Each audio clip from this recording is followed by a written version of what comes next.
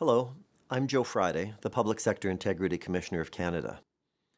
I'd like to inform you of the case report of founded wrongdoing related to Global Affairs Canada that I've tabled in Parliament.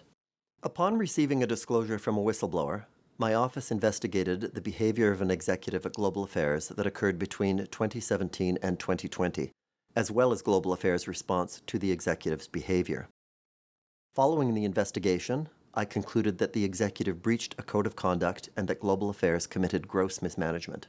Investigators with my office interviewed 24 witnesses in addition to examining numerous documents. The evidence establishes that over a period of several years, the executive made inappropriate comments and mistreated employees. It also demonstrates that Global Affairs did not take adequate measures to provide the executive with the tools necessary to correct her behavior, nor did they ensure employees were shielded from continued mistreatment. In addition, Global Affairs failed to ensure an environment in which employees felt comfortable bringing forward concerns. In 2016, following complaints from employees, Global Affairs undertook their own internal investigation into the behavior of the executive. In 2017, Global Affairs determined that the executive had breached the Departmental Values and Ethics Code, specifically the Respect for People value.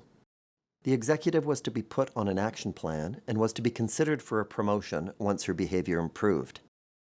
However, the executive continued to make disparaging comments about employees in front of others and, on a number of occasions, mocked the work of employees. This included making reference to an employee's weight, humiliating co-op students in front of others, misrepresenting the views of a fellow executive related to an employee's performance, and comparing a training session to a concentration camp. In June 2018, just over a year after the executive was found to have breached Global Affairs' Values and Ethics Code, she was promoted. The promotion occurred despite the fact that no action plan had been put in place and that the mistreatment of employees and inappropriate comments continued. In promoting the executive, Global Affairs appeared to be condoning the unacceptable behavior, eroding employees' trust in the processes for bringing forward their concerns. It is an accepted principle that managers are held to a higher standard of conduct and must serve as an example to employees. It is reasonable that, on occasion, managers make errors in judgment. However, in the case of this executive, the evidence shows a sustained pattern over several years of inappropriate behavior and comments. Every public servant has a right to a healthy and safe work environment, and the executive's behavior breached that right. In addition, the inaction of Global Affairs made the situation worse.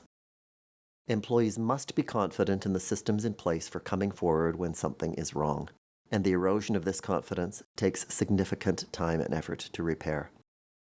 When confidence in reporting mechanisms is shaken, it is a disservice to public servants and all Canadians.